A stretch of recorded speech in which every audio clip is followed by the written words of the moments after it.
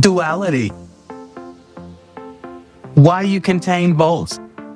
Which half of yourself are you only letting other people see? Most of the women I work with made a quiet decision somewhere along the way. They picked the side of themselves to lead with, the capable side, the composed side.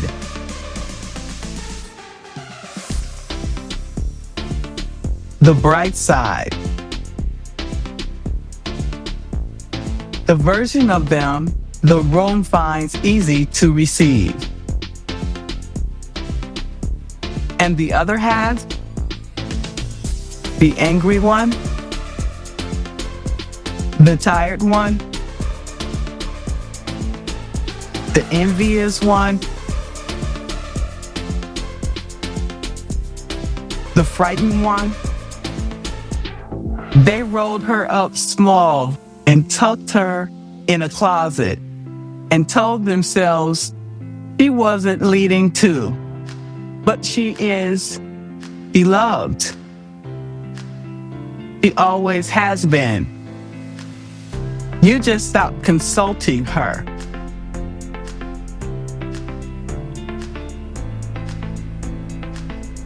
This is Foresight.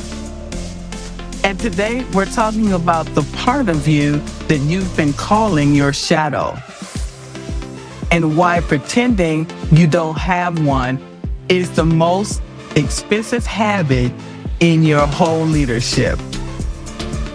You contain both. What you were told. Somewhere along the way, you learned that good leaders are bright, hopeful, composed, less weather, less mess, less of anything that might make the room flinch. That wasn't wisdom. That was a marketing brief for a certain kind of leader. And you were never the demographic it was written for. The light without the dark is a stage performance. And every leader you have ever actually trusted had weather in her.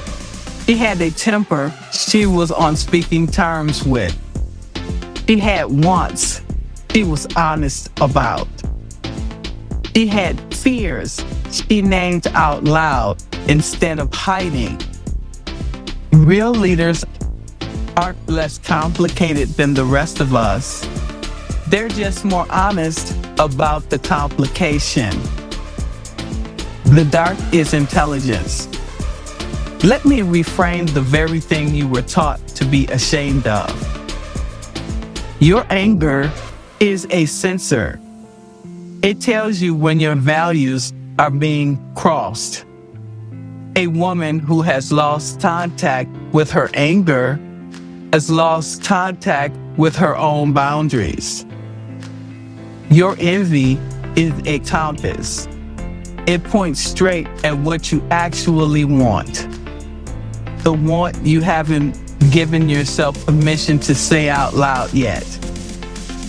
If you don't know what you want, ask yourself what you envy this week. Then pay attention. Your fear is a scout. It's reporting back on what you haven't yet figured out how to do safely. Fear doesn't mean stop. It means look closer. Your shame is a map. Every place you carry shame is a place inside you that haven't been integrated yet. The map is information. It is not the verdict. That's what the dark actually is. Not your enemy. Intelligence that has been waiting patiently for you to be willing to listen. The women who learn to listen to it become uncannily accurate, not because they're smarter than everybody else, because they're finally working with a whole instrument panel. Failure lives in the same house. Failure is what most of us call the dark when it shows up uninvited. So here's the foresight piece. Failure isn't the opposite of growth. It is the shadow that growth always casts. Every ambition you've ever had carried the possibility of falling short of it. You cannot have one without the other. The women who refuse to fail haven't transcended failure. They've just shrunk their ambitions down until failure becomes impossible. That's a smaller life wearing the costume of wisdom. If your last 5 years have no failures in them, you are not winning. You are not playing. Failure isn't your dark side. Failure is the receipt your ambition leaves behind. How to wield both without losing yourself. Let me bring this all the way down to the ground, because integration sounds philosophical until you have to walk into a meeting. In a negotiation, your light is the warmth you bring into the room. Your dark is the willingness to walk away from it. Women who lead from only the light gets rolled. Women who carry both warm and non-negotiable walk out with the deal on terms that actually fit. In feedback, your light is the care you have for someone's growth. Your dark is the honest read on what isn't working. Light without dark is flattery. Dark without light is cruelty together. It's the hard truth from someone who is unmistakably on your side. In strategy, your light is the vision. Your dark is the clear eye on what's broken, where the risk lives, what could fall down. Strategy from only the light is naive. Strategy from only the dark builds nothing. In a no. Your warmth lives in the delivery. Your no comes from the dark. The boundary, the value you're protecting.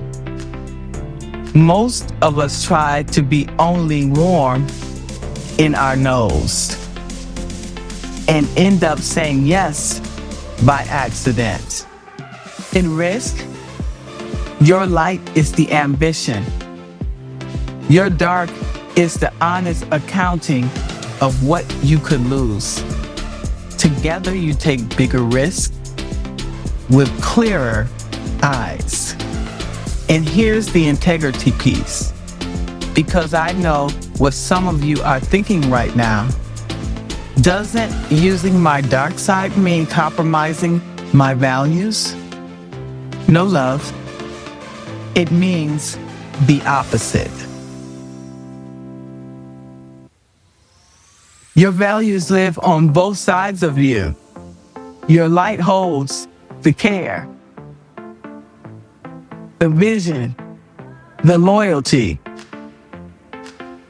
Your dark holds the values you didn't even know were values until something came along and violated them.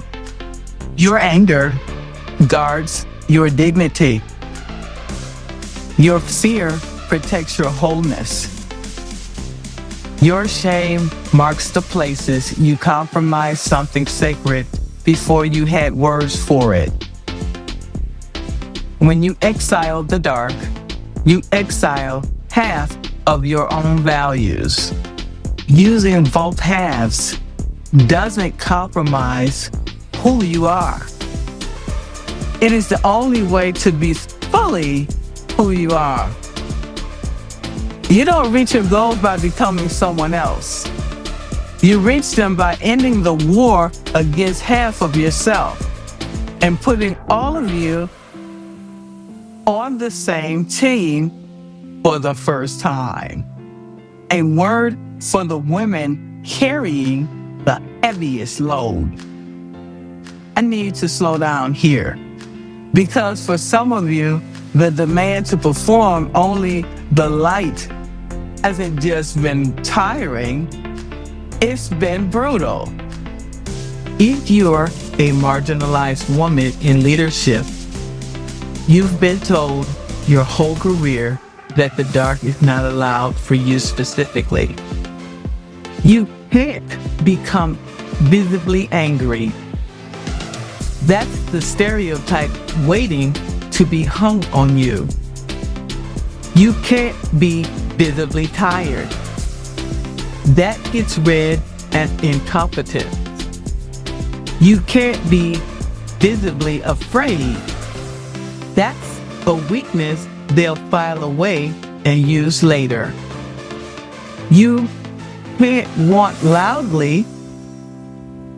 That's called aggression. So, you learn to lead from a sliver of yourself. That's not maturity, beloved. That's survival under conditions you never agreed to. And the exiled parts of you are still in there, still leading, showing up in your body,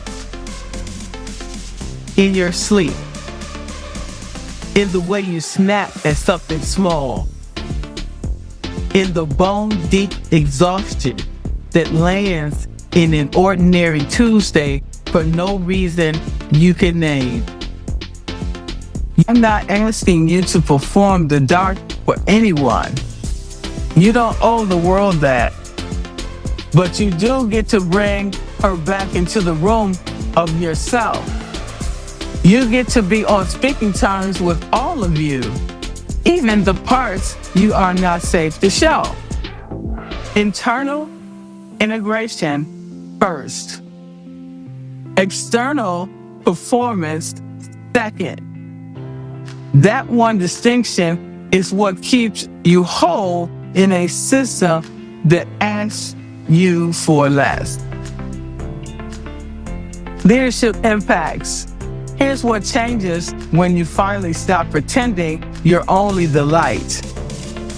Your team trusts you more, not less. People can always feel when a leader is performing wholeness, it makes them brace.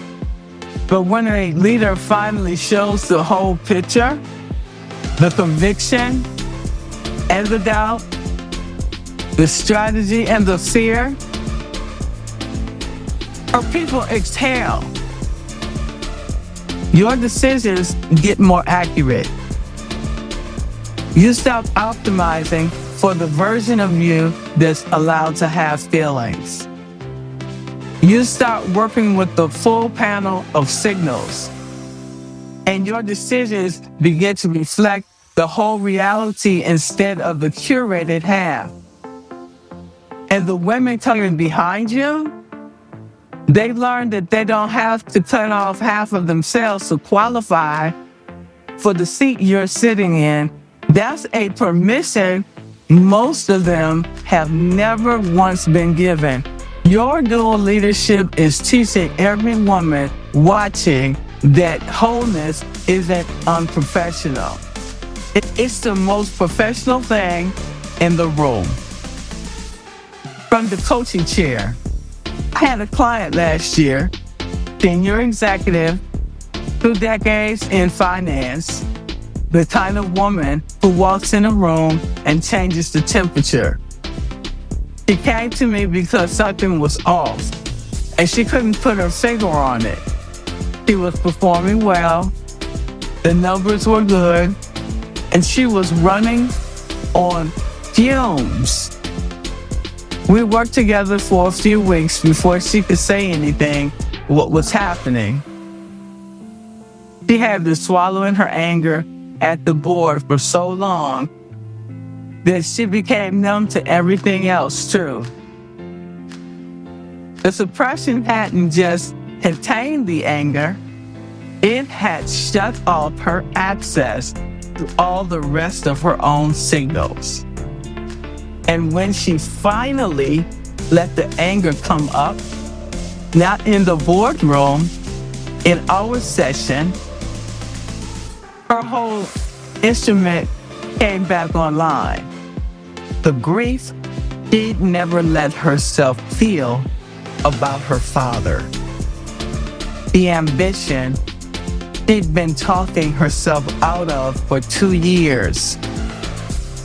The fear she'd been politely calling stress. Within a quarter, she renegotiated her role, set the limits she'd been afraid to set, made the strategic move she'd been postponing for a year. She didn't become a different woman. She became fully the woman she already was. That's the work. And I've watched it happen often enough now that I've stopped thinking of it as rare. It's simply what becomes possible the moment a woman lays down the war against half of herself. Reflection. Pause with me here. I want you to think of one thing you have been keeping in the closet. Just one. Maybe an anger you won't admit to. Maybe a want you've never said out loud. Maybe a fear you've been bullying yourself out of. Maybe a grief you stepped right over years ago because it was inconvenient to bend down and pick up. You don't have to bring her out yet. You don't have to publish her. You don't have to confess her to a single soul. You just have to admit that she's in there. Say hello to her. Tell her you know she's been carrying something heavy for you. Tell her you see that she's been leading too all this time, even when you forgot to consult her. That's integration. Starting. The foresight. Here's what's waiting for you on the other side of pretending you're only the light. You stop being startled by your own reactions because you finally know yourself, the whole self. That alone changes your forecasting accuracy by an order of magnitude. You stop being manipulated because manipulations runs on the parts of you that you refuse to look at. The moment you bring those parts into your awareness, the leverage is just gone. Failure stops being a catastrophe and becomes part of the cycle. You learn faster, you recover faster, and your goals get more reachable, not less, because you're pursuing them with the whole of you, in alignment with the whole of your values. as the whole of who you actually are. If you've been with me for lessons and blessings, you'll recognize the muscle we're building here. Counting what you forged in the fire, and now also counting the parts of you that the fire revealed. Same work, different angle. Final thought and a question. The light in you and the dark in you were never enemies. They were always two halves of the same instrument. And you've been trying to make music with one hand tied behind your back for a very long time. Use both. Lead with the light. Consult with the dark. Let your failures become your curriculum. Let your growth come from integration. Reach your goals as the whole woman you are. Here's the question I'll leave with you. What part of yourself have you exiled that has been quietly leading anyway? Sit with her, then let her back into the room. Privately is enough. Today is enough. You contain both. You always have. You always will. This is Foresight. I see you. And I'll see you next time.